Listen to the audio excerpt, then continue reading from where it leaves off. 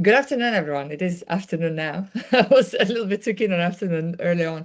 And welcome to the International House. I'm Professor Ksenia Chmutina, Director of the IAS. I'm really sorry I couldn't be with you in person today, but more lunch for you because, I'm very good at eating those sandwiches. Well, welcome to the IAS. It's really wonderful to see so many of you in the room today, and there are quite a few of us online. And it just shows how excited people are to hear more from our chemist colleagues. We haven't had a chemistry seminar for a while, so it's wonderful to see all of you today. And of course, welcome to our IS fellow Robina Begum, who is joining us from Punjab. Welcome, Robina. I hope you're having a nice time at Lahore at the IAS. And before I let Sandy introduce Robina properly, just a couple of housekeeping rules. So for those of you joining us online, joining me online, joining the seminar, there is a Q&A section. So if you have any questions or comments, please post them online, and Kieran and the team will be monitoring that, so they will be able to ask Robina questions. For those of you in the room, if you have any questions, again, comments, please keep those to the end of the presentation, and then there will be time for Q&A, and of course you can continue over lunch. We are recording the presentation, but we will not be recording questions and answers. So the presentation will be released on our YouTube channel and as a podcast, but not questions and answers. So feel free to ask absolutely anything. With this, I hope you enjoy the seminar today. And Sandy, over to you for the introductions. Okay, I shall come over here and stand at the front of the room. So it's my great pleasure to introduce Robina Begum to everybody in the room. Robina first came to the UK as a Commonwealth scholar. She worked at the University of Liverpool and she got her PhD in 2019. She currently is an assistant professor at the School of Chemistry in the University of the Punjab in Lahore in Pakistan. She's got ongoing collaborations with different colleagues across the world. So, for example, Professor Chu at the University in New York, Dr. Goran in the Department of Chemical Engineering here, and Professor Wu, who is from the University of Xiamen in China. She has published 106 peer-reviewed papers and currently is about 5,500 citations of those and has an age index of 45. She has served as the guest editor of Advances in Microgels, and she has a high contribution in her field. So she has classed as 2% of the most highly cited scholars by Elsevier for the last 4 years. Various international level funding from across the world, and I'm very pleased to say that she's joined us in the department as an IAS scholar, and we will be working together over the next few years to put together some more applications to bring Robina to and from the university. So without further ado, I'm going to hand over to you to talk about your background in microgels and what they can do for us. Okay.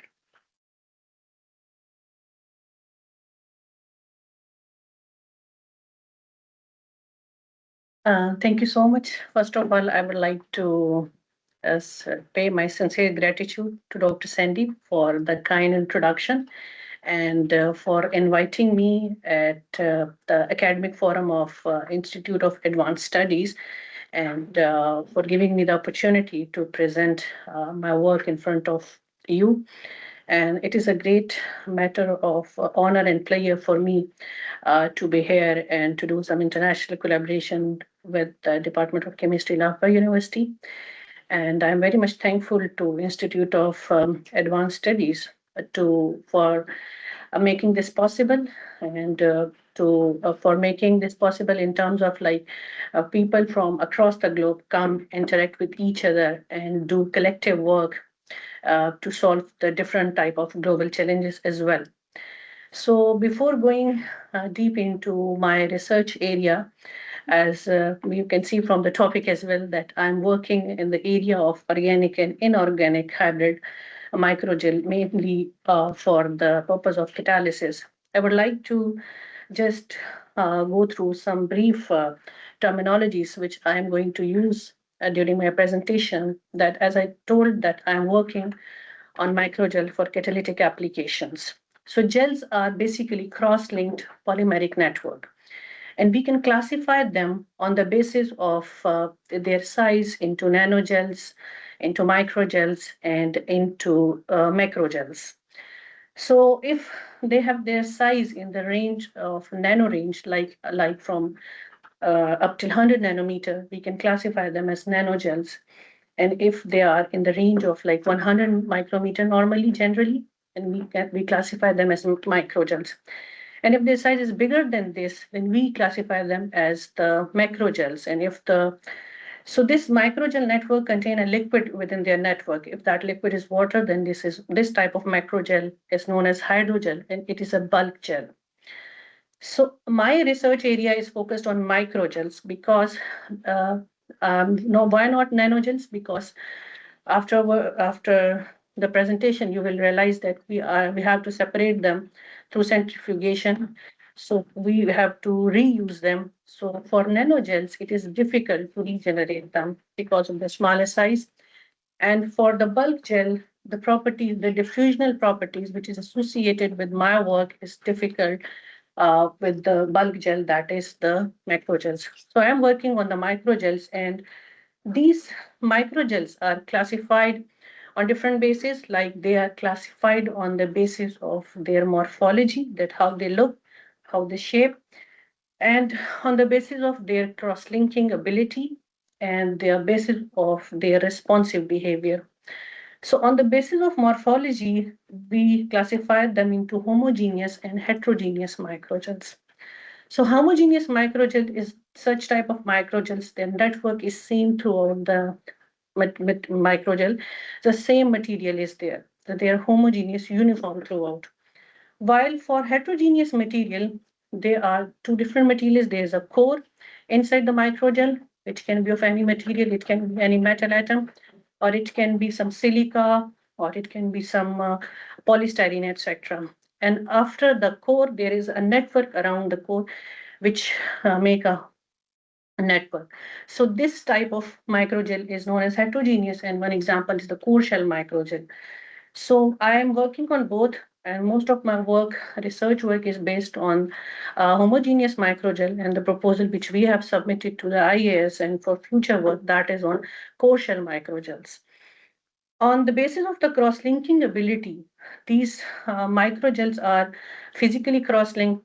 Physically cross-linked microgels are those which have temporary interactions. So we can't use them under harsh conditions. So they are not as much useful for us. So we used chemically cross-linked microgels. So they can work under harsh conditions as well, and they are comparatively stable. So that's why we are working on chemically cross-linked microgels.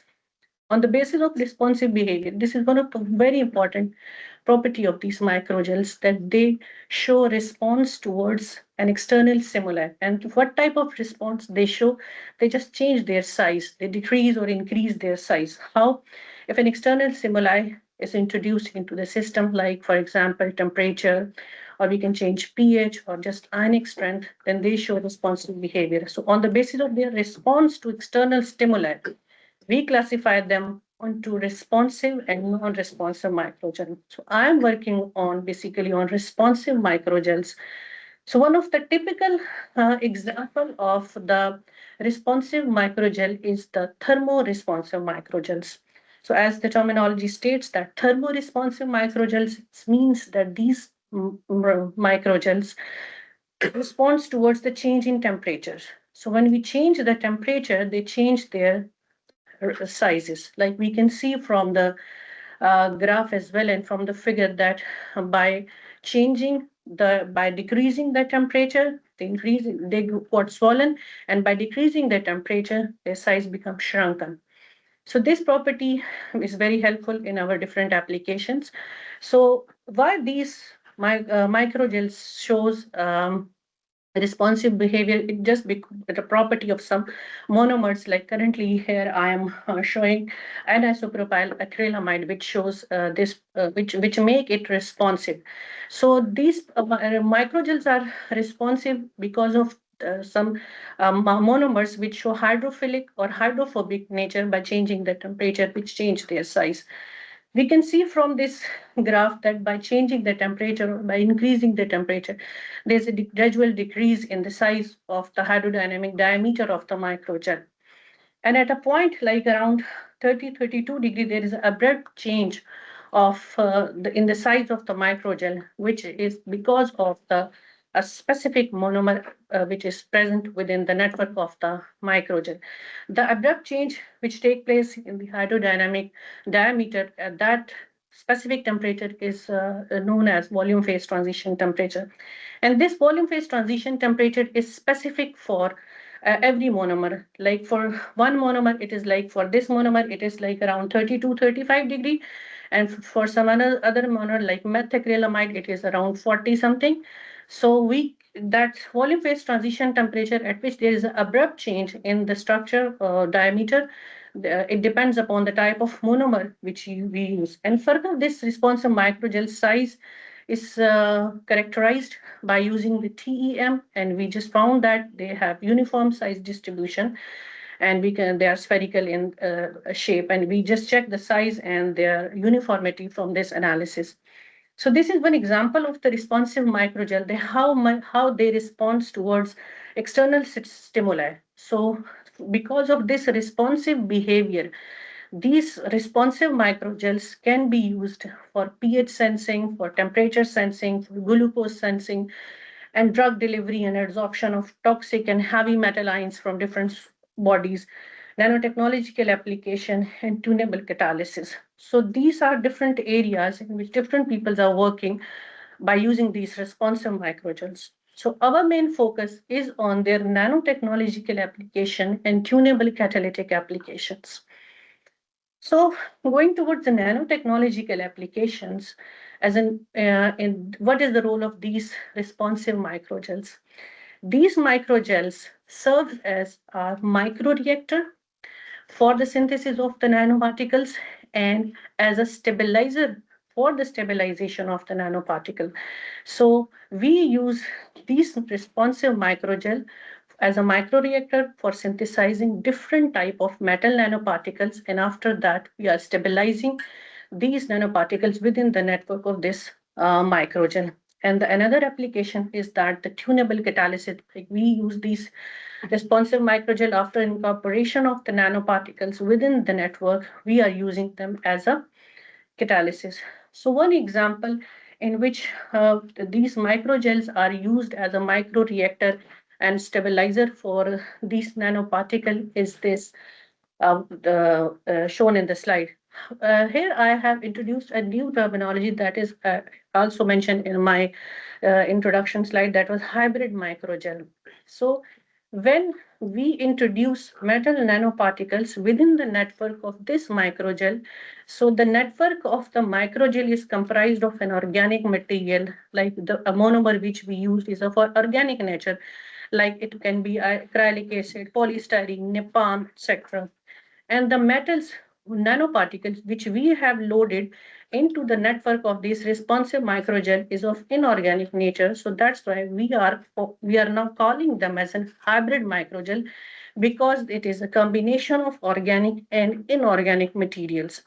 So how we synthesize these hybrid microgels is that there are different methods for synthesis of these hybrid microgels.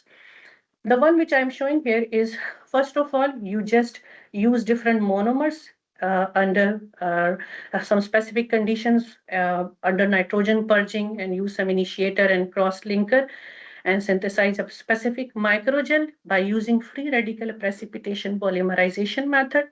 And then after the synthesis of the microgel, as I told, these are responsive microgel. We can just change their size by changing some stimuli. It depends which monomer is present within the network. Is it pH sensitive, or it is temperature sensitive, or it is ionic strength? It depends upon the type of the monomer we used.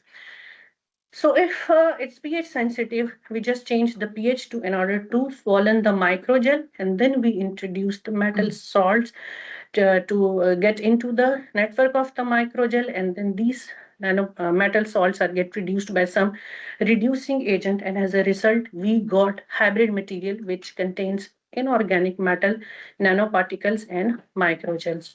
So this we have prepared several different types of homogeneous hybrid microgel systems containing different types of monomers and having different types of metals. So this is the one way to prepare this hybrid microgel. There are two more ways to prepare these hybrid microgels, but this is the more effective way.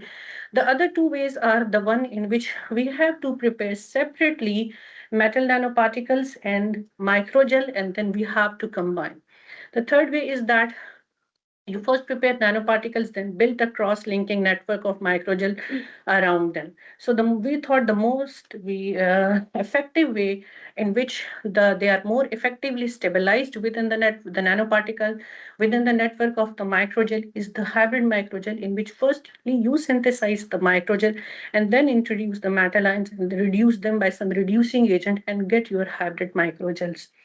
So, on the basis of the morphology of these hybrid microgel, we can classify them into different types.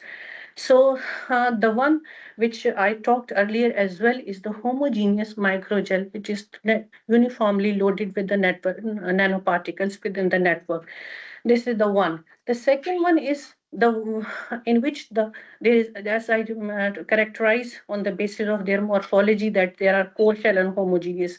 The second one is of the core shell, in which core is made up of a specific material. It can be like here, it is of some metal atom, and then a network is built around it, and it also got some nanoparticles within it.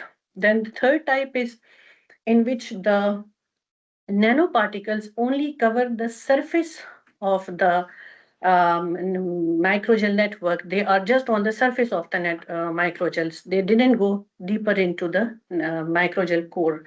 And the fourth one is the core shell microgel, in which core is made up of some material other than metal, like it can be alumina or it can be styrene, etc. The last one is the hollow hybrid microgel. Everyone has its own application, pros and cons. So the last one is hollow hybrid microgel, in which the central space is hollow, and around the hollow space there is a network which contains different metal nanoparticles. So on the morphology, we classify these hybrid microgels into these different types. So my work is basically on the homogeneous microgels loaded with the nanoparticle, the first one, and the heterogeneous one, in which core is made up of some different material, and then around the core we build a network, and then we introduce some nanoparticles into the network. So this is one of the typical test example which I brought to you people for the homogeneous, in which the first one, homogeneous microgel, in which we synthesize a microgel using three different monomers. The one is the chitosan, anisopropyl and acrylic acid. We use the three different monomers. APS, ammonium persulfate, is used as an initiator, and SDS, sodium rhodesyl sulfate, is used as a surfactant. And we did this experiment under nitrogen purging, and free radical precipitation polymerization method was used in order to synthesize this pure microgel. After the formation of the pure microgel, then this was loaded with the silver ions, and for this purpose silver nitrate solution was used, and then these metal ions were get reduced by sodium borohydrates, and we got our required nanoparticles. Then this is the example of homogeneous hybrid microgel, and after getting our required hybrid microgel, we characterize again by using TEM analysis, so that we can know the shapes and the size of the hybrid microgel itself, and along loaded with the nanoparticle as well. So one of the property associated with this metal nanoparticles is their absorbance in UV visible region. So they have the property which is surface plasmon resonance spectroscopy. They're associated with them. They can absorb in a specific region in UV visible. So for silver, as we can see from the graph, that if we just do the UV visible spectra of simple microgel, we didn't get any absorbance. But when we did it for the hybrid microgel, we got a good sharp peak with a lambda max, around 400 something. So these silver nanoparticle absorb in this region, so we can characterize them by the UV visible spectroscopy as well. So then we tested the stability of these nanoparticles within the network of the microgel system. So their lambda SPR is a function of their time, size, and it depends upon their size and shape and the distance between the nanoparticles. And from the stability graph, we see that there is no shift in the noticeable shift in the peak of the lambda max for the silver nanoparticle, which shows that even they are stable after 60 days or well. So it can tell us that these nanoparticles are, we can stabilize these nanoparticles within the core of the microgel for a longer time, and we can use them for different applications. So this is the one example of the homogeneous microgel. The other example which we used on many different type of substrate to check their catalytic ability. So this is the one in which we used N-isopropyl acrylamide and acrylamide as an isomer, and we synthesized NIPAM and acrylamide based microgel, and usually it comes in the form of white milky dispersion, and then they were loaded with the metal ions, that is silver in this case, and that we reduced them and we got our required and desired nanoparticles. Then this hybrid microgel was tested for one of the model reaction, which mostly is used in literature as well. That is the reduction of 4-nitrophenol. So 4-nitrophenol is a toxic chemical, mainly in our country. Usually it's found in effluents coming from the industry. And the bad thing about this is that it is soluble in water. So it is very difficult to remove it from the water bodies. So we convert them into 4-aminophenol, which is a useful chemical and can be used as an intermediate in different other reactions as well. The other reason to choose usually this nitroarenes as a model reaction to check the catalytic activity of this system is that they absorb in UV visible region. So we can check the progress of the reaction with the passage of time. So as we can see from the graph of the UV visible spectroscopy, that with the passage, this is the graph which shows the reaction progress. That, as I mentioned, that 4-nitroarenes has the ability to absorb in the UV visible region. So we can see that with the passage of time, the absorbance because of the 4-nitrophenol getting minimized, and the 4-aminophenol is comparatively getting increased. And at a certain point, there is no absorbance because of the 4-nitrophenol in this graph. So that's the modern reaction which is tested, in which this hybrid system is tested as a catalyst, and it gives very good results. And after monitoring the reaction with UV visible spectroscopy, we we separate and purify our product, and we characterize by spectroscopic technique like proton NMR C13 and mass for our product. And we got these kind of spectra for our substrate. After getting the successful result from our model reaction, then we tried different type of substrates for this, and we tried almost 20 to 24 substrate of nitroarenes having different type of functionalities at different positions, and we get good to excellent results for this. And most of them have percentage greater than 70%, and these are all the substrate which we tried and got reduced by using this hybrid system.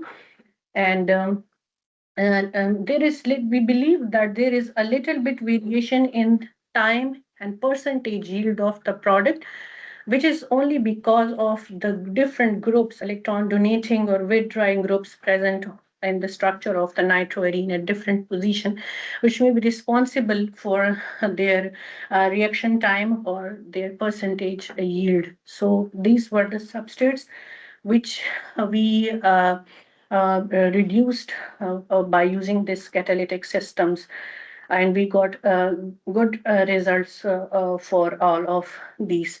After this, we tried the same system with another metal just to check its ability.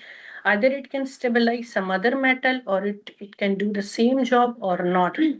So for this purpose, we use the same microgel, but we just change the metal salts within the network, and in order to get some different kind of nanoparticles. And for this purpose, we use palladium salts, and we got palladium nanoparticles. And again, first of all, we tried with the test reaction with the one reactant, and we got very good results for this as well. And again we characterize, purify, and after separation of our product by spectroscopic methods. And then for the same system, with the palladium nanoparticle, we again tried different type of substrates containing different types of functionalities, and again we got very good results. For all of these substrates were successfully reduced by using the same system but with different nanoparticle. So it tells us that our system is helpful with not only silver, but we can use other metals as well within the network, and they are equally good for the catalytic activity, and their stability at the same time is better with this system. So this is the substrate scope which we tried for the palladium nanoparticles. And now this is we tried some coupling reactions as well with this palladium nanoparticles within the network of this microgel, and we also got very good results for these substrates. And this is the proposed mechanism for the reduction of the nitroarenes on the surface of our nanoparticles, which are, and we assume there is the diffusion of reactant in from the bulk region to the surface of the nanoparticle, which are present on the surface and within the network of the microgel, adsorption of our reactant molecules on the surface of the nanoparticle, and they got interaction between the nitroarene part and the sodium borohydride part. And after interaction, the hydride ion shift take place, and it get reduced, and then desorption of the product from bulk region of the network into the out of the network into the atmosphere because of diffusional barrier. So this is the proposed mechanism for this reduction of nitroarenes. So these microgels, homogeneous microgels up till now, which I talked about, are very good in responsive behavior towards their external stimuli. They have long-term stability. We can recycle them, and they have high catalytic potential. But the problems which we are facing, which are associated with these homogeneous microgels, are those we need very high speed centrifugation in order to recover them. So which is a challenge as well, and diffusional barrier faced by the reactant. So it is difficult for the reactant to go inside the network to approach those nanoparticles and get reduced on the surface. And the other is that we compare if we you have to use relatively high content of metals, because some atoms have to go into the network as well, and which are not easily approachable by the reactants afterwards. So, and as I mentioned, that nanoparticles within the core are not easily accessible as well. So, in order to address these challenges which are associated with the homogeneous system, we submitted the proposal under IAS with Dr. Sandy that why not to prepare some core shell microgels as well and do some different type of stuff with it. And we proposed that why not to prepare a core with the styrene and then build a network around it of NIPMAM, and then we have to incorporate some metal salt into the network, and then we will reduce it and we will got the nanoparticle.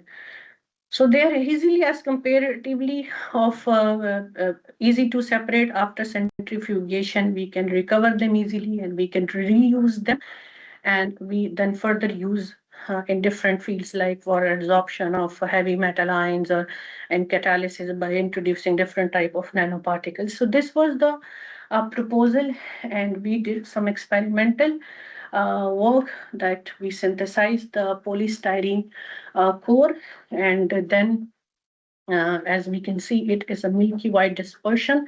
And after the formation of the polystyrene core, we synthesize the shell of NIPMAM around the microgel, and by using the same free radical precipitation polymerization method. And then this was used to test the catalytic applications of this hybrid system, heterogeneous hybrid system, and we got good results for the catalytic activity. The catalytic activity was again checked and progressed by the UV visible spectroscopy, and we characterize our hybrid and microgel by using time analysis as well. So this was the unpublished work, and we are still working on it. And for the work in progress, we submitted our one of the review article with Dr. Sandy already. The revision is submitted, and for the current work, we are doing some work on it, and soon we will do that experimental work will be come in the form of a manuscript. Dr. Shukanzu from City University of New York also is involved in the work with us, and she is also collaborating with us and helping us in some characterization as well. And at the same time, we are preparing some more joint proposal and for our future collaboration. Currently, we will prepare our application for researcher collaboration grant under RSC, and I hope this platform will help us to transfer students, especially from Punjab University, under Commonwealth Split Side Scholarship. And we will try to send students under ASIP, which is a program of Higher Education Commission Pakistan as well, and some other short-term and long-term. We will search funding so that we can exchange our student and they can learn more from the lab of Dr. Sandy. So I'm very much grateful to the Institute of Advanced Studies that they gave me the opportunity to come here and learn so many things and collaborate with the help of this. I'm able to collaborate with Dr. Sandy and learn so many things from her. And I'm very much grateful to Dr. Sandy for her generous hospitality, for her guidance, for her care, especially throughout my visit up till now. She is very caring and she take care of everything, and she is available all the time on even my single email. She just reply, and she is trying to solve my each and everything for me, and she is such a nice lady, and I'm very much helpful, thankful to Dr. Sandy. And in future, I'm very much hopeful I will collaborate further with her, and I will try to take Dr. Sandy to Pakistan as well, so that she visit our labs as well, and we will come back again on some other project. And I hope that this linkage, which is developed because of funding from IAS, we will take it to long-term collaboration, and we will get many good results from this collaboration. And thank you so much for all my students, especially of our master's and PhD students who are behind all these experimental work. Thank you so much, everybody, for listening me. I hope you people are not very much bored, because I was talking to Dr. Sandy that I tried to minimize the presentation because area is different for different people. So it is very hard to listen to a long presentation. So I hope you will understand. Thank you so much, everyone. Thank you.